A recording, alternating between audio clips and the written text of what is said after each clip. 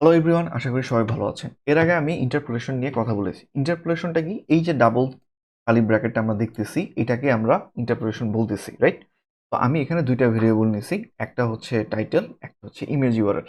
তো H1 এর জন্য হচ্ছে আমি এই যে টাইটেলটাকে প্রিন্ট করতেছি ইন্টারপোলেশনের মাধ্যমে এবং হচ্ছে ইমেজ ইউআরএলটাকে এই যে সোর্সের সাথে আমি বাইন্ড করে দিয়েছি, রাইট? আমি যদি এখন ভিউটা দেখি, তাহলে আমি দেখতে পারবো এই যে লিস্ট অফ ব্লগ পোস্ট আমাদের এই ইমেজটা চলে আসছে। খুবই সিম্পল।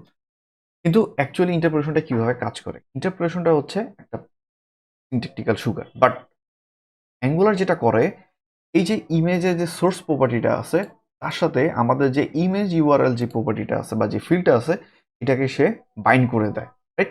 কিন্তু এইটাকে আমরা এইভাবেও লিখতে পারি। কিভাবে? ইমেজ, আমি যদি হচ্ছে সোর্স থার্ড ব্র্যাকেটের মধ্যে যাবে আমার প্রপার্টিটা, অ্যান্ড দেন এই ভেরিয়েবলটা। আমি যদি এটাকে সেভ করি, আমার সেম আউটপুটটা দিবে, রাইট? ২ টা ইমেজ চলে এসেছে।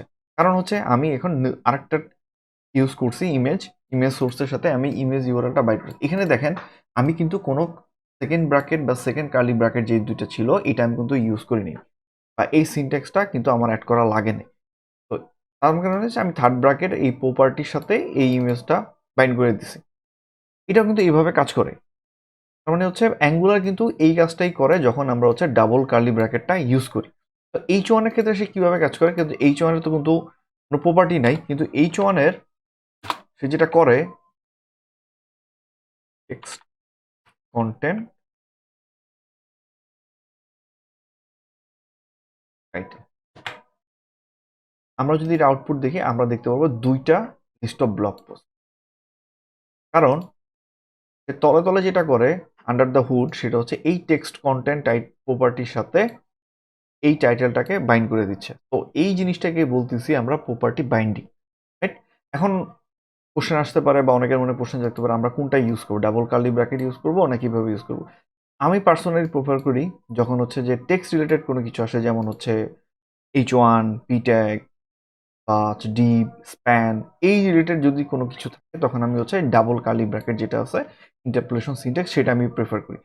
আবার যদি হয় যে কোনো একটা HTML ট্যাগের যদি কোনো ইনবিল্ট প্রপার্টি থাকে, যেমন হচ্ছে ইমেজ হইতে পারে, ইনপুট প্রপার্টি হইতে পারে, সেক্ষেত্রে আমি হচ্ছে এই প্রপার্টি বাইন্ডিং যেটা আছে সেটাকে আমি প্রেফার করি। তো দুইটাই রাইট। তো যার যেটা পছন্দ হয় বা যে যেটা কমফোর্ট ফিল করে সেটা সেটা ইউজ করতেই পারে। দুইটাই রাইট। আচ্ছা, একটা জিনিস যদি চিন্তা করে দেখি, আমরা যেটা করতেছি সে কম্পোনেন্ট থেকে আমরা ভিউতে ডাটা বাইন্ড করতেছি। আমরা কিন্তু ভিউ থেকে কম্পোনেন্টে কোনো ডাটা বাইন্ড করতে পারতেছি না। কিভাবে? তো আমরা যেটা দেখব নেক্সট ক্লাসে, আমরা দেখব ভিউ থেকে কিভাবে কম্পোনেন্টে ডাটা বাইন্ড করা যায় বা কম্পোনেন্টে ডাটা পাস করা যায়, এবং সেম ভাবে কম্পোনেন্ট থেকে কিভাবে ভিউতে ডাটা পাস করা যায়, এটাকে আমরা বলতেছি টু ওয়ে ডাটা বাইন্ডিং। এটা আমি নেক্সট ক্লাসে আলোচনা করব। Thank you.